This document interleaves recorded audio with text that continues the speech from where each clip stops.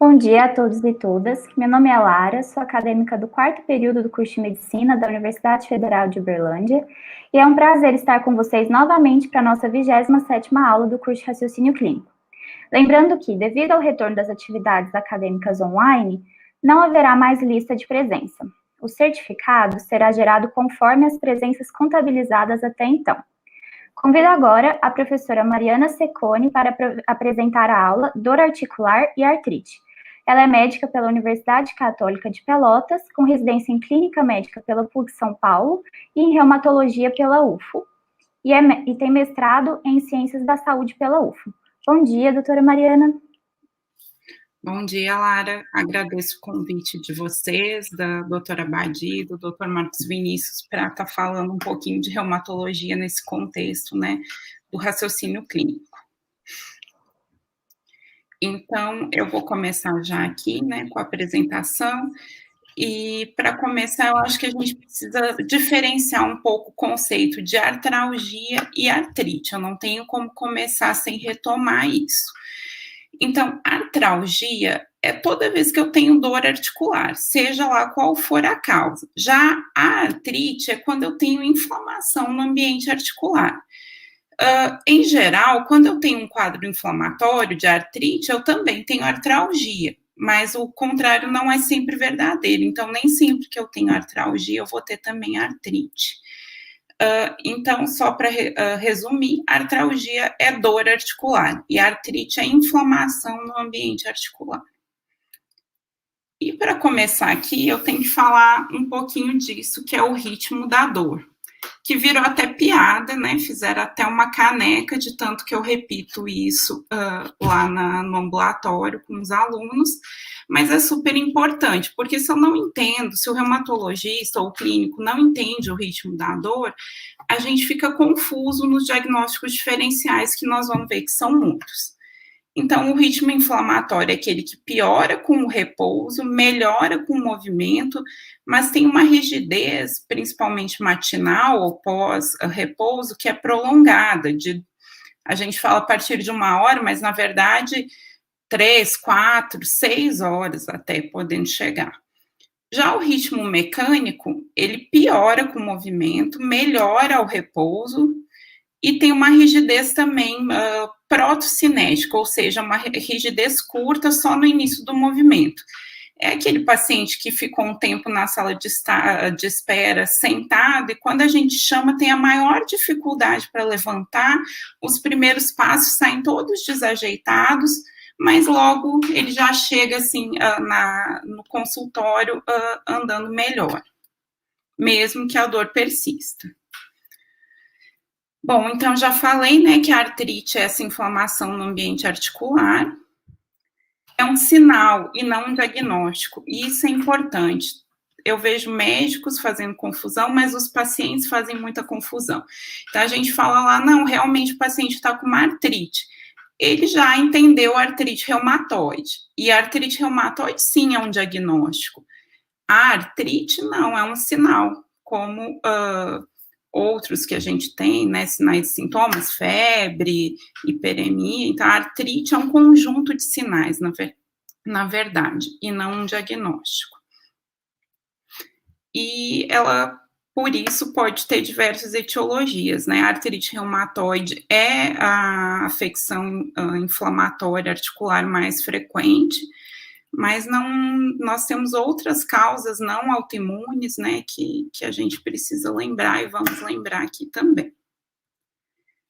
Então, toda vez que eu tenho, né, eu falei aí, a artrite é uma inflamação, e quando eu tiver essa inflamação dentro da articulação, eu vou ter uma artrite. Então, aqui a gente consegue ver uma figura. Esse aqui é um modelo de artrite reumatoide, depois nós vamos retomar uma figura muito parecida com essa, mas eu tenho o osso, né, a cartilagem, e eu tenho essas células aqui, que são os sinoviócitos, que formam a sinóvia, que reveste aqui, que fica aqui dentro da articulação. E por algum motivo, quando eu tenho uma artrite, é disparado um processo inflamatório aqui, na sinóvia, nessa região. Aqui desse lado, aqui, esse lado que eu estou mostrando é uma articulação saudável, e aqui uma articulação com artrite reumatoide, que a gente usa porque é o modelo mais bem estudado e mais fácil da gente entender.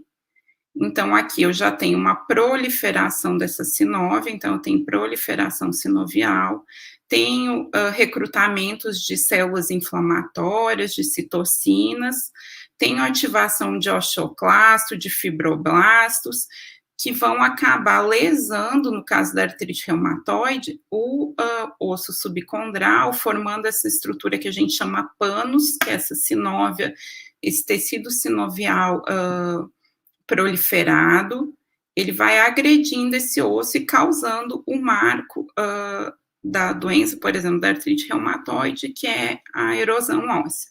Mas nós vamos entender de cada mecanismo separadinho, não tinha como eu juntar todas as artrites num mecanismo só. Apesar de todas se expressarem como inflamação articular, a gente vai ver que a expressão clínica é bem variável, e esse processo inflamatório é causado por coisas diferentes, então nós vamos ter que falar de cada um. Bom, e se a gente está falando de inflamação, a expressão clínica é dor, edema, calor, hiperemia e limitação funcional, né, que são os sinais clássicos lá da inflamação, que a gente aprende lá no início do curso. E aqui eu tenho uma articulação metacarpofalangiana com tudo isso. Tá vermelho, tá inchado, com certeza se eu tocar tá quente, tem dificuldade, garanto que essa criança aqui, no caso, tem dificuldade de movimentar essa mão e com certeza tem dor, né? Com todos esses sinais flogísticos, a gente tem dor. Então, eu espero uma artrite, né, com essa expressão clínica. Mas como é medicina, nem sempre é assim. Então, aqui eu também tenho uma artrite, que eu vou ter até que marcar, porque provavelmente muitos não consigam ver. Mas essa articulação interfalangiana proximal, e provavelmente essa aqui, então a terceira e a quarta, elas também são articulações artríticas, só que de etiologias diferentes. Então aqui eu tenho uma artrite séptica, que é a artrite que dá mais sinal flogístico mesmo, que é secundária à infecção, e aqui eu tenho uma paciente com artrite reumatoide, que tem uma junta inchada, muito pouco hiperemiada, ou nem tem hiperemia, pode ter um discreto calor local, mas que tem dor e tem limitação funcional. Então, isso é uma artrite, claramente, mas isso também é. Então, a expressão clínica é bastante variável, mas tudo isso é artrite. Tá, e daí? E daí, como que eu vou fazer para saber esse diagnóstico diferencial, né? Qual que é essa etiologia? Então, eu tenho que definir o padrão de acometimento. Isso eu vou fazer pela anamnese e exame físico. Então, aqui eu vou até voltar, eu tenho um roteiro de perguntas que eu tento responder. Em algumas situações eu não vou conseguir responder todas, mas que eu tento responder para eu depois ir para o exame físico, né, e para os meus diagnósticos, para a minha lista de problema, tentando definir um diagnóstico diferencial. Com essas perguntas já respondidas, fica mais fácil. Então, quais são as perguntas principais no contexto de artrite, né, como sinal, não como diagnóstico lá na artrite reumatoide. Então, existe comprometimento sistêmico ou é só o articular?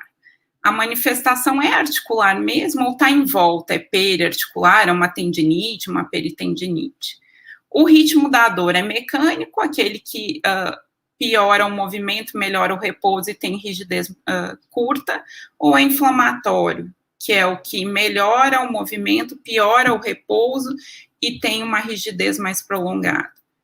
E lembrando só aqui que o mundo não é perfeito, então às vezes as coisas se sobrepõem, o paciente tem mais de um motivo, tem uma artrose que vai dar dor mecânica, mas está abrindo um quadro inflamatório, então assim, a gente tenta entender o quadro predominante, né? Existe acometimento axial, ou seja, da coluna vertebral, ou é só periférico? O início do quadro foi abrupto, foi insidioso? como que a doença se comportou, né? Como ela caminhou até o dia que o paciente está me procurando? Ela é aditiva, ou seja, começou numa articulação, progrediu para outra, outra e outra, mas sempre mantendo as anteriores? Ou ela é migratória? Deu um cotovelo, depois melhora o cotovelo, vai para o punho, depois vai para o joelho? Ou ela evolui em crises, as crises duram quanto tempo, né? Qual a duração da doença ou das crises? Ela cometeu quantas articulações? É monoarticular? É só uma? É palse até 4? É poliarticular? Mais de 4? Faz diferença, é uma diferença importante nos diagnósticos diferenciais. Quais foram as articulações mais acometidas? São as pequenas, as médias? É mais mão, os joelhos? Então, tentando definir qual que é o acometimento preferencial e se é simétrico ou assimétrico. Lembrando que o simétrico não precisa ser exatamente a mesma articulação. Então, eu tenho a segunda interfalangiana proximal da mão direita, eu tenho que ter a segunda interfalangiana proximal da mão esquerda. Não, não é isso. O simétrico acomete interfalangianas de um lado, acomete de outro, acomete um punho, acomete outro punho. Então, não precisa ser exatamente a mesma articulação. Então, vamos lá, vamos exercitar isso. Eu vou respondendo essas perguntas conforme a situação. Então, vamos aqui no primeiro caso. Tem comprometimento sistêmico além do articular? Nesse caso, sim. Ou seja, febre, lesão cutânea, outras manifestações além da articulação. É articular ou é periarticular? Não, eu examinei, é articular mesmo. O ritmo da dor é mecânico ou é inflamatório? É inflamatório. Existe acometimento axial ou só periférico? Só periférico. Como que começou? Então, começou óligo-articular, então em poucas articulações, até no máximo 4, e foi insidioso. Essa doença veio devagarinho, né? Não foi de repente que ela apareceu. E ela progrediu como uma artrite aditiva, então, deu num punho, no outro punho, sendo que a anterior não melhora, depois metacarpes falangianas, depois apareceu interfalangianas, então foi adicionando articulações. Qual que é a duração já desse quadro, ou dessas crises? E essa paciente me conta que ela já começou com essas dores e inchaços há cerca de 2 meses, e não são exatamente crises, a doença está persistente ali nas juntas dela. É um acometimento hoje, então começou óligo, mas hoje é poliarticular, está pegando mais pequenas articulações, principalmente mão e pé, e tem acometimento simétrico. E daí eu examino e verifico que ela tem inchaço no momento mais evidente aqui na segunda, na terceira e na quarta metacarpofalangiana, e aqui na segunda e terceira. Os punhos, provavelmente também, aqui é uma foto, mas esses punhos também têm edema, dor, calor e limitação funcional.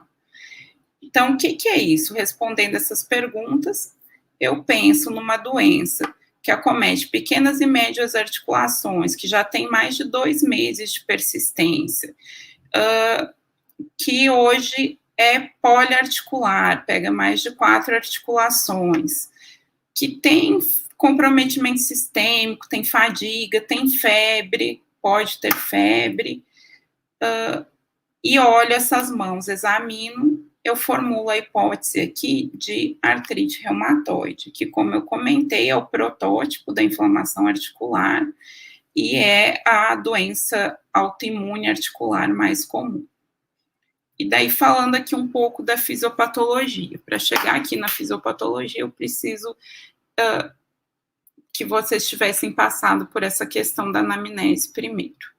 Então, aqui eu tenho uma articulação normal, aqui é o osso subcondral, a cartilagem, a cápsula articular, a membrana sinovial, esse rosinha aqui, e os sinoviócitos, que são as células que produzem o líquido sinovial e que compõem, né, a membrana sinovial. Então, essa é uma articulação linda, bonitinha, fisiológica. Na artrite reumatoide inicial, por processos, né, autoimune, eu vou ter uma reação autoimune que vai recrutar neutrófilos, então eu vou ter invasão de neutrófilos nesse ambiente articular, que vão promover uma hiperplasia sinovial e uma neovascularização. Então, olha aqui essa membrana sinovial, que era bonitinha, fininha, com sinoviócitos todos organizadinhos, começa a crescer, ficar tipo hiperplásica mesmo, bem maior, né, e chegando até os vírus sinoviais que nós vamos ver na R estabelecida. E essa aqui é a minha melhor janela terapêutica para tratamento, inclusive. Se eu começo a tratar aqui, eu evito dano, eu consigo controlar provavelmente mais facilmente essa artrite do paciente. E aqui, nessa última figura, eu tenho uma artrite estabelecida, ou seja, aquela que ou não foi tratada, ou que não respondeu adequadamente ao tratamento, mesmo que correto, e ela vai progredindo no dano. Então, eu continuo, né, com esses neutrófilos na cavidade articular, esses neutrófilos aqui, que recrutam outras células inflamatórias, fazem a ativação de linfócitos, essa hiperplasia sinovial e neovascularização progridem, aumentam, né, começam a ocupar toda a cavidade articular e vão formar aquele pânus. Então, vou ter vírus sinoviais e assistência angiogênese, e vou o quê? Ter um mecanismo de retroalimentação, né, de feedback, que vai recrutar mais citocinas inflamatórias. Então, o TNF-alfa, a interleucina 6, a interleucina 1, que vão começar a residir, né, nesse tecido sinovial, e esse tecido sinovial modificado vai começar a causar alterações nesse osso subcondral. Então, eu vou ter as erosões, que são um marco radiográfico dessa doença. Então, entendendo isso, eu até coloquei imagens de radiografia, porque fazem parte do nosso raciocínio clínico e do diagnóstico diferencial aqui nas artrites, mas aqui, entendendo esse mecanismo fisiopatológico da doença, eu entendo por que lá no raio-x eu vou ver erosão, porque esse tecido cheio de células inflamatórias, de vaso, é um tecido agressivo, e ele começa a destruir esse osso subcondral, da borda para o meio. E daí eu vou ver isso. Aqui é uma articulação interfalangiana, né, proximal, e eu vou vendo que faltam pedaços aqui que interrompem a cortical desse osso. Isso são as erosões ósseas. Aqui também são erosões aqui desse lado. Mariana? Sim. Desculpa te interromper, mas o seu cursor não está aparecendo na tela. Até agora não teve nenhum comprometimento, assim, para a gente entender. Eu usei ele muito. Não, mas como estava indicado nas fotos, tinha setas e... Acho que eu achei o apontador, agora está aparecendo. Agora tá, perfeito. Tá. Mas até então não teve nenhum comprometimento, não. Estava tudo bem indicado. Tá bom, obrigada, Lara, que eu estava mostrando ele aqui, mas... aqui, então, erosões, aqui, erosões. Então, começa da borda, né, que é o que está mais próximo dessa membrana sinovial proliferada, e eu vou tendo perda dessa cortical óssea, né. Aqui também, uma menorzinha, mas tudo isso são erosões. E aqui, eu quis só colocar, por motivo de vocês conhecerem, uma outra técnica de imagem que a gente usa é o ultrassom com Power Doppler. Então, não é aquele mesmo Doppler de fluxo que a vascular usa, e sim é um Doppler de pequenos vasos. Por quê? Porque se eu falei lá na fisiopatologia que eu tenho uma extensa angiogênese, é de se esperar que eu tenha um aumento de fluxo, e isso a gente consegue medir no ultrassom com esse Power Doppler ou Doppler de fluxo. São esse foguinho aqui. Então, aqui é uma articulação que eu vejo um acúmulo de líquido, que eu não devia ter, então acaba tendo um derrame articular, que é esse pretinho, e eu tenho esses foguinhos, que é essa extensa proliferação de vasos. Então, isso aqui é um sinal de doença ativa. Inclusive, eu posso usar essa técnica para entender se essa doença está naquela articulação em remissão ou não. Porque, às vezes, esse pânus, né, essa membrana sinovial se prolifera e, mesmo com o tratamento, ela não regride, ela fica hipertrófica. Mas, se eu não tenho, né, sinais de proliferação de vasos, eu posso considerar que mesmo aquela articulação tendo uma proliferação, eu palpo um edema, então, clinicamente, mas eu não tenho atividade inflamatória naquele momento. Aqui, nesse caso, eu tenho, né? Então, além do derrame articular, da proliferação sinovial, eu tenho esse foguinho mostrando esse aumento de vasos nesse local. Bom, vamos seguir. Então, essa é a artrite reumatoide. O segundo caso aqui, tem comprometimento sistêmico além do articular? Sim. É articular ou peri? Articular. O ritmo é mecânico ou inflamatório? Inflamatório. Eu tenho acometimento axial ou periférico? Periférico. O início do quadro foi abrupto. Progrediu como uma monoartrite aguda. E a duração da doença foi há 2 dias. Então, é um quadro muito recente. Monoarticular, repetindo, e acometeu somente um joelho. Então, é assimétrico, né, porque está só num joelho. E eu tenho uma observação aqui, esse paciente tem artrite reumatoide, usa metotrexato, e ele realizou uma artrocentese, que é uma punção articular, há 3 dias.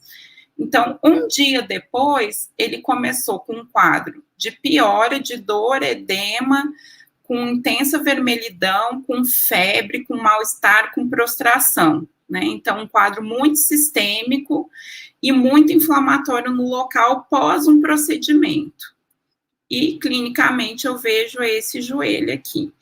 A foto não está, assim, excelente, mas dá para ver que está muito inchado, a pele chega a estar tensa, brilhante, muito vermelha. Garanto que dói muito e que se eu encostar minha mão é muito quente, muito mais do que o quadro anterior de artrite, lá da artrite reumatoide.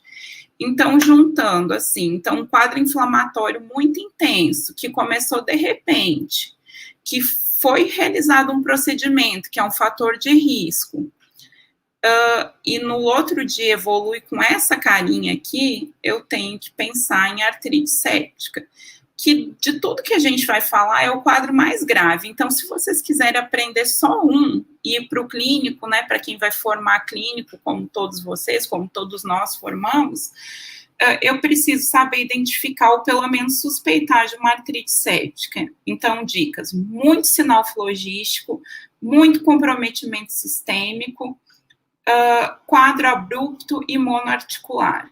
Tem até uma frase, assim, na ortopedia e da reumatologia, que toda monoartrite deveria ser puncionada para a gente descartar a artrite séptica, porque dependendo do patógeno que tiver dentro dessa articulação, se eu não tratar adequadamente, rapidamente, esse paciente morre de sepse, evolui para um quadro de sepse.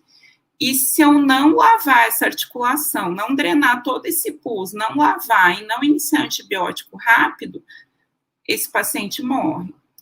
E, mas num quadro de sepse já vai ter sido iniciado antibiótico, sim. Mas nesse caso aqui, se eu não fizer a limpeza dessa articulação, só o antibiótico não dá conta, não resolve. Então, é muito importante conhecer esse quadro. E tá, vamos lá, as vias, então, de disseminação. No caso, a gente tem essa via número 4 lá, que eu fiz a punção articular, provavelmente por algum problema na asepsia, eu vou com essa agulha e levo um germe aqui da pele, vamos supor um estáfilo, provavelmente por essa via, e vou colocar ele lá dentro da membrana sinovial do ambiente articular, que deveria ser estéril. E ele vai começar a se reproduzir, então vou ter bactérias aqui dentro que vão recrutar aquelas células inflamatórias e vão deflagrar todo aquele processo inflamatório. Mas é lógico que aqui, como eu tenho uma bactéria que o corpo entende que precisa ser exterminada, eu vou ter muito mais neutrófilo, macrófago, né? Eu vou ter uma ativação muito maior dessas citocinas inflamatórias. porque o corpo sempre quer eliminar o inimigo, né? Então, e por isso também eu vou ter uma expressão muito mais intensa de sinais flogísticos. É lógico que eu posso ter bactérias mais insidiosas, né, que vão crescendo ali, ou micobactérias também, às vezes a gente tem artrite pelo bacilo da tuberculose e tudo, e ele vai se desenvolver mais lentamente. Mas o quadro clássico da artrite séptica é pelo estáfilo, né, e ele é muito inflamatório e muito rápido. E, bom, só que essa foi a via que eu mostrei ali para vocês. Mas eu tenho outras, então eu posso ter uma infecção de partes moles, um abscesso, alguma outra infecção que, por contiguidade, se dissemine para dentro da junta. Eu posso ter uma osteomielite que se dissemine aqui para dentro da cavidade articular, e o contrário também é verdadeiro. Eu posso ter uma artrite séptica que se dissemina para o osso, então fazendo um quadro de osteomielite. Eu posso ter disseminação hematogênica, então esse paciente tem germes na corrente sanguínea, né, tem bactérias na corrente sanguínea que acabam alcançando a cavidade articular e se proliferando nesse ambiente, ou eu posso ter trauma, né, que é um mecanismo muito parecido aqui com a inoculação por agulha, então eu tenho um trauma penetrante que leva alguma bactéria, né, ou algumas, para dentro dessa articulação. Isso também pode acontecer pós uma cirurgia, né, de joelho, ou uma cirurgia, por exemplo, da articulação, pós-artroscopia. É mais raro, mas pode. E lembrar que, então, quem que é o causador, né, é sempre um agente infeccioso que vai chamar esses leucócitos que vão deflagrar todo esse processo inflamatório. Então, outra coisa que é importante é ter alguém, né, que saiba, por exemplo, num plantão, precisa ter alguém que saiba drenar articulação. Nem todo hospital vai ter um ortopedista para fazer isso. E muitas vezes o intensivista ou o clínico do pronto-socorro precisam drenar esse ambiente articular, né? Pelo menos fazer a punção para diagnóstico, e às vezes precisa abrir para lavar se realmente tiver pus na cavidade. Mas vamos aqui para mais um caso. Existe comprometimento sistêmico além do articular? Não. É articular ou é periarticular? É articular. O ritmo da dor é mecânico, então só revisando, porque é o primeiro mecânico que nós vamos ver aqui, ele piora com o movimento e melhora com o repouso, e tem uma rigidez, mas ela dura pouco, minutos ou até no máximo 1 hora, mas classicamente são minutos. O acometimento é axial e periférico, então esse paciente tem dor de coluna e tem dor nos joelhos. O início foi insidioso, então começou com uma dorzinha, foi piorando, até hoje está com edema nessa articulação. Então, aqui, como que iniciou? Com dor e edema no joelho direito, depois surgiu dor na coluna, tornozelos e quadril. Tem fases que a dor melhora e tem fases que a dor e o edema pioram, e ele não consegue relacionar muito bem o que ele faz, mas parece que o esforço piora. Então, se ele faz esforço físico, nos próximos dias ele sofre um pouco mais. A duração da doença não dá para ser bem definida, ele não lembra quando começou, porque foi muito devagarzinho, mas lembra que tem muito tempo. O acometimento hoje é poliarticular, começou mono, mas hoje é poliarticular. E pegou mais articulações grandes e de carga, então joelho, quadril, né, coluna, então as que sustentam carga, tornozelo, e é assimétrico, então não foi um joelho, outro joelho, uma metacarpo, outras metacarpos, né, ele pula articulações. E clinicamente eu tenho essa expressão aqui, então um joelho muito aumentado de volume, chega a ter até uma postura um pouco flexionada, né, esse paciente adota voluntariamente uma certa flexão. Talvez tenha uma discreta hiperemia, mas não dá para jurar. Pouco calor local, mas muito edema e muita dor. Quando eu examino esse joelho, provavelmente eu tenho crepitação e tem uma manobra que é o sinal da tecla, né, que provavelmente é positivo. Essa manobra, eu desloco um derrame articular para baixo da patela e palpo essa patela, e ela sobe e desce. Isso é típico da osteoartrite ou osteoartrose ou somente artrose, né? Então, é uma doença que é local, então eu tenho um componente inflamatório, mas ele é local. Então, eu não tenho inflamação sistêmica, eu não vou ter febre, eu não vou ter lesão de pele, eu não vou ter alteração de exames, VHS, PCR, de hemograma, nada disso. Eu vou ter um quadro inflamatório, mas local. E por que surge essa inflamação, né? Falando um pouquinho aqui da fisiopatologia. Tem diversos fatores, que é um desbalanço na matriz da cartilagem, então, entre fatores anabólicos e catabólicos, e essa cartilagem começa a sofrer dano. E junto com isso ficam debris naquela cavidade sinovial, pedacinhos de cartilagem, que recrutam células ativando esse processo inflamatório. E quanto mais eu deixo esse processo inflamatório ativo, pior o estado da minha cartilagem. E se eu pioro o estado da cartilagem, eu recruto mais células, e isso vai vir um ciclo vicioso, né, piorando essa osteoartrite ou artrose. Então, a gente fala, né, e é real isso, que toda vez que eu tenho uma fase inflamatória da artrose, então esse joelho incha, piora a dor, eu tenho piora do estado da cartilagem, eu tenho que evitar e abortar esses períodos inflamatórios.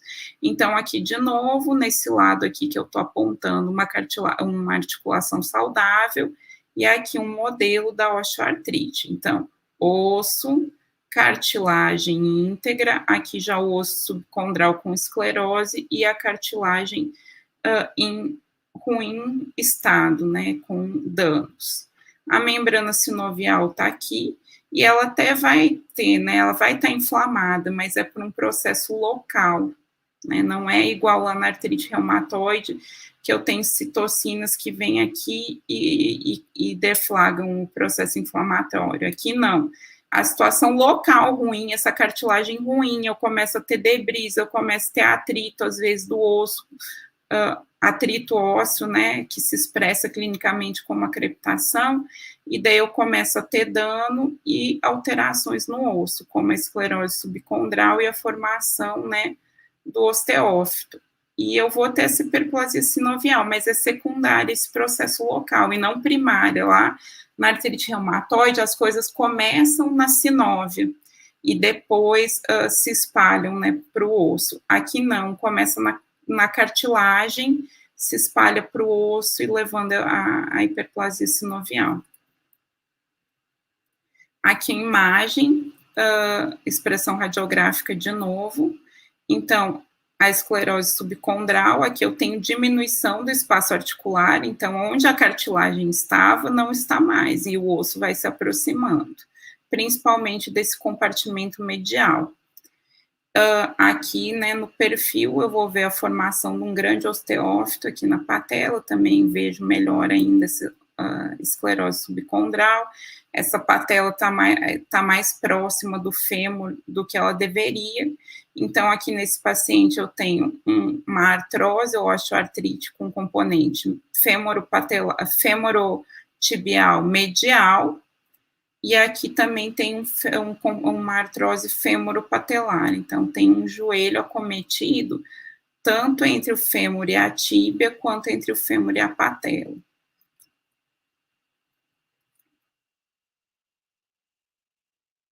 Vamos lá.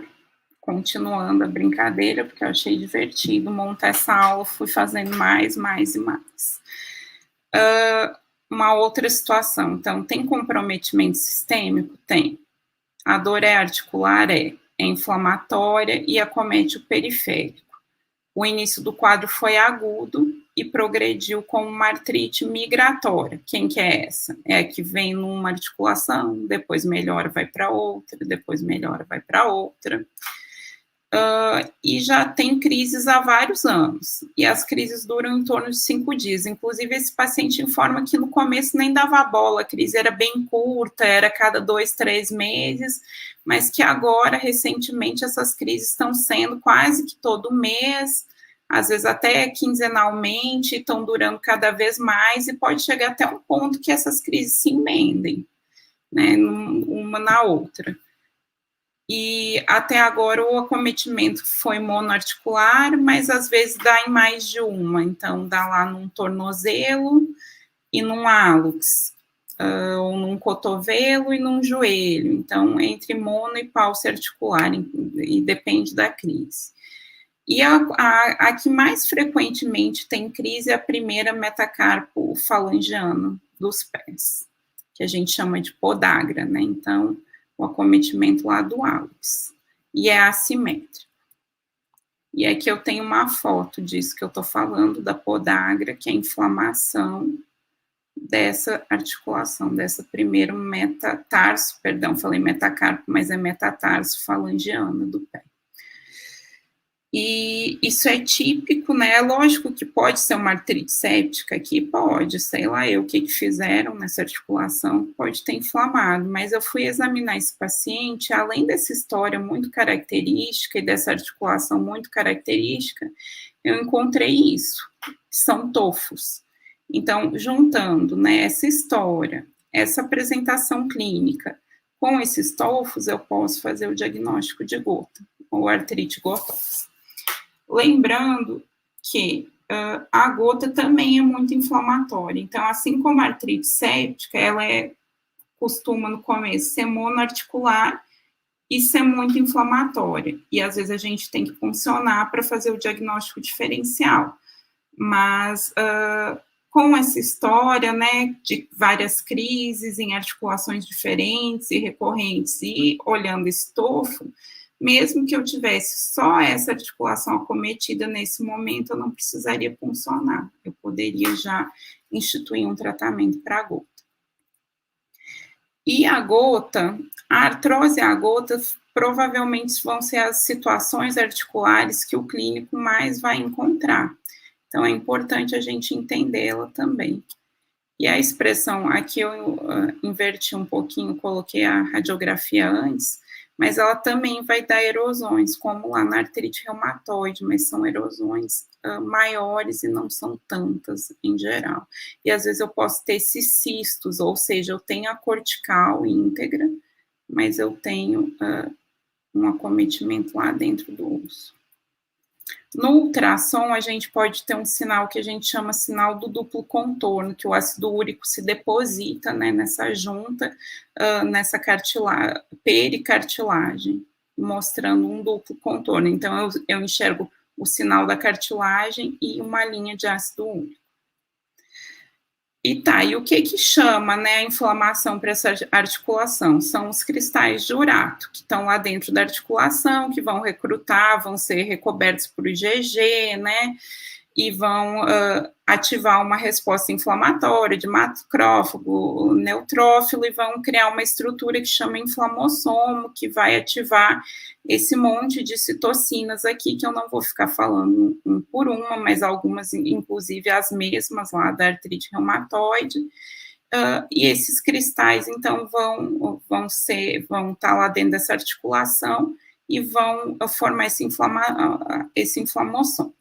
Mas por que esses cristais estão nessa articulação, né? Então, são várias causas.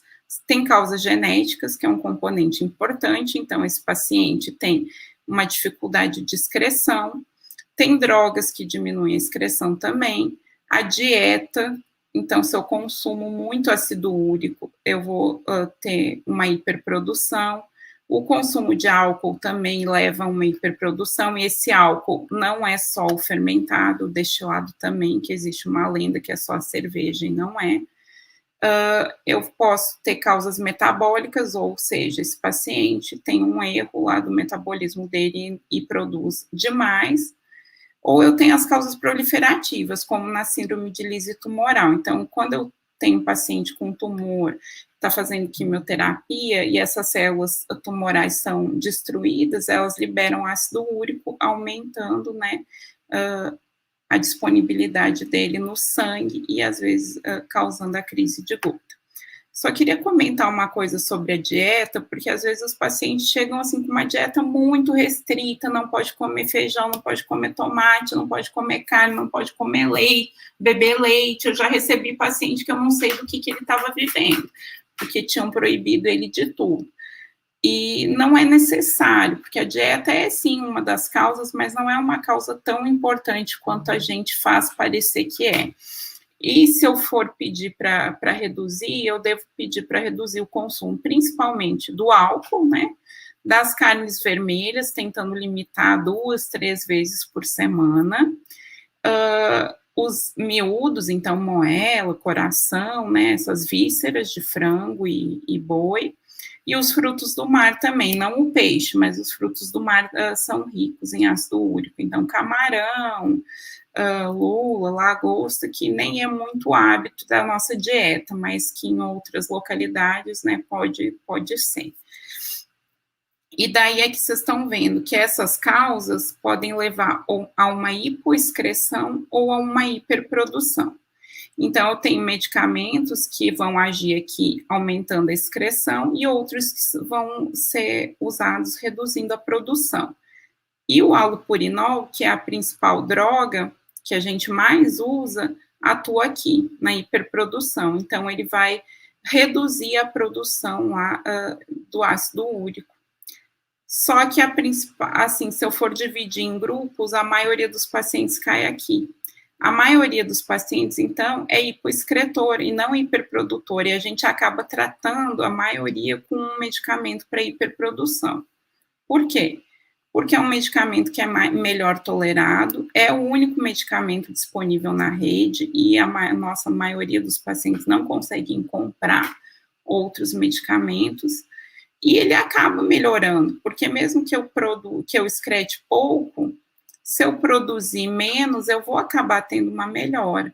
Mas o ideal seria eu fazer um exame que chama excreção urinária de ácido úrico de 24 horas e entender se ele é um hipoexcretor, que é a maioria, e usar um medicamento que atue na excreção, ou se ele é um hiperprodutor, e daí sim teria indicação de interromper a produção, e daí o allopurinol se encaixaria melhor, né? Então, por um desses mecanismos, ou de hipoexcreção ou de hiperprodução, eu vou ter essa hiperuricemia, mas às vezes eu tenho a hiperuricemia, a dose lá, o ácido úrico é alto e eu não tenho clínica de gota. Então, para eu ter gota, eu tenho que esse ácido úrico entrar na articulação e causar uma artrite. E, inclusive, às vezes, quando eu estou na crise da artrite, está tudo dentro da articulação, então o nível sérico não vai ser tão alto, não, quanto eu espero. E aqui eu precisei pegar uma foto do rim para entender por que tem tanto problema de excreção, né? Por que tanto paciente não consegue manejar esse ácido úrico? Então, o ácido úrico lá no néfron, né, no túbulo proximal, ele é filtrado, todo ele. Só que depois reabsorve, então vai para a urina 100% dele. E daí ele secreta, ou seja, reabsorve de novo 99% desse 100% que foi filtrado. E daí ele joga para o lúmen de novo, para a urina, 50% desses 99%. E daí ele joga, né, ele pega esses 50% e desses 50%, metade mais ou menos, ele devolve para o corpo. E isso faz com que a gente excrete só 5 a 10% do nosso ácido úrico. Por quê? Para que esse trabalho todo? Porque o ácido úrico tem uma função antioxidante, então o corpo tenta poupá-lo. Então, por mecanismos, aqui está mais detalhado, de transporte ativo, mecanismos bem complexos, bem trabalhosos, o corpo tenta fazer com que a gente excrete o mínimo possível, só que acaba que tem pessoas que ficam com acúmulo, né? Não excretam nem esses 5 a 10% que deveriam. E agora eu juro que é o último, é um caso um pouquinho diferente, mas que eu acho importante mostrar. Então, tem comprometimento sistêmico além do articular? Tem. É articular ou é peri? É periarticular. E como que eu vou saber isso? No exame físico. É difícil explicar numa aula, isso a gente precisava pegar na mão de vocês, ter o paciente mostrar, mas em geral o periarticular ele se estende mais, então eu tenho uma forma, né, dessa inflamação mais difusa, por exemplo, no dedo, na artrite eu vou ter o edema mais naquela região da articulação, nessa situação eu vou ter um dedo todo inchado, tipo, a gente chama até de dedo em salsicha, porque ele fica todo edemaciado, todo vermelho. O ritmo da dor é inflamatório, tem acometimento axial, nesse caso não, mas poderia ter, mas nesse caso é só periférico. O início do quadro foi agudo, porém não tão doloroso, o paciente mais notou que aquele dedo estava inchado e vermelho do que sentiu dor. A progressão foi de edema, dor e hiperemia do segundo dedo do pé esquerdo, mas não muita dor, mais a sensação do edema e da hiperemia. E o início foi há cerca de 2 semanas, mas estava tão tranquilo, assim, a questão da dor, que esse paciente nem procurou o médico imediatamente. Mas como não estava melhorando, né, resolveu ir ver. O acometimento, nesse caso, é monoarticular, mas já aconteceu em outros dedos, e no máximo em 2 por vez. E acomete mais dedos, e assimetricamente. E clinicamente eu vejo isso. Então, igual eu estava falando, lá na artrite, eu tinha um edema dessa região aqui. Esse é um dedo normal, tá? Mas o edema na artrite seria limitado a essa região. E aqui eu vejo que eu tenho um edema muito grande do dedo inteiro, tanto que é chamado de dedo em salsicha. E nesse caso aqui, eu vejo uma unha também distrófica, uma onycodistrofia, e talvez se eu procurar nesse paciente, ele vai ter lesões de pele típicas de psoríase, porque isso é uma situação que se chama dactilite, que é muito comum num grupo de doenças que a gente chama espondiloartrite, mas principalmente na artrite psoriásica, que é a inflamação articular relacionada à psoríase. Então, aqui, olha esse aspecto, né, periarticular, ele se estende por todo o dedo. Inclusive, eu tenho uma forma de medir para ver se realmente é uma dactilite, tem um instrumento que eu meço a base do dedo e comparo com a base do outro dedo, né, do contralateral, do mesmo dedo contralateral, e vejo se tem um aumento de 30%. Porque ele vai acometer até lá na base, na artrite não, né, mais aqui no meio, onde é a articulação mesmo. E eu quis trazer, não é exatamente uma artrite, mas o paciente chega se queixando de dor na junta, né, mas eu quis diferenciar esse mecanismo. E ele pode até ter um gatilho mecânico, então às vezes é por isso que esse paciente nem procurou. Ele bateu lá, né, o dedo no pé da cama, doeu, só que aquilo ali não melhora, e às vezes até progride para outros dedos que não tiveram trauma.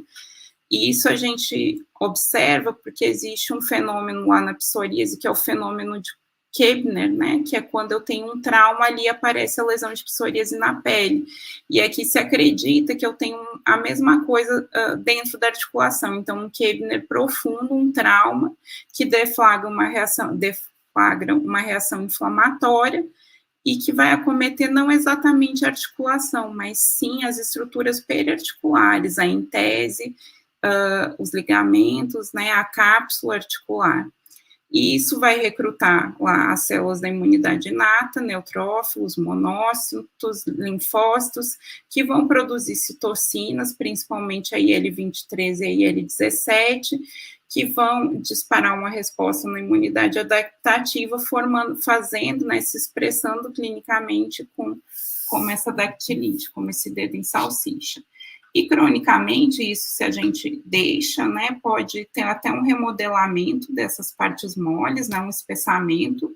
Eu posso ter erosões, né, porque eu vou ter uma reação osteoblástica, e além de recrutar osteoclastos, e causando essa erosão, eu vou ter recrutamento também de osteoblastos, que não ocorre lá na artrite reumatoide. Então, eu vou ter neoformações ósseas, que é o marco radiográfico da artrite psoriásica. Então, às vezes, o paciente nem tem psoríase ainda, porque a psoríase pode vir depois, e eu olho uma radiografia e ou eu vou procurar alguém na família que tem a psoríase, porque esse aspecto de proliferação óssea, mais do que erosões, aqui eu tenho essa proliferação óssea, dá para confundir às vezes com osteófito, para quem não tem tanta experiência. Esse crescimento ósseo é típico da artrite psoriásica. E aquele power Doppler que eu mostrei para vocês na artrite reumatoide acontece igualzinho aqui também. Então, eu tenho articulação com hiperplasia sinovial ou peritendine, aqui no caso é peritendine, e eu tenho essa proliferação de vasos causando a inflamação. Mas, então, até a expressão radiológica, eu consigo diferenciar uma artrite relacionada à psoríase, com esse mecanismo, de uma forma de artrite reumatoide.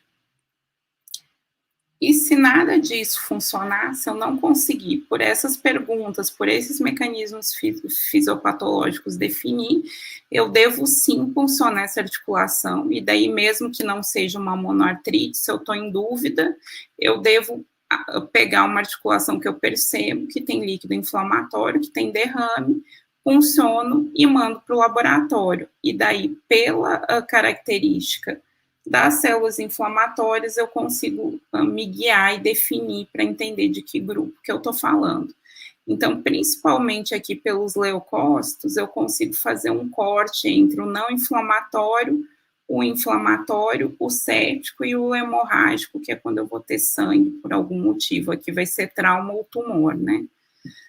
Então, em último caso, eu vou ter que partir para a pesquisa do líquido sinovial, mas é raro a gente precisar chegar aqui para diagnóstico.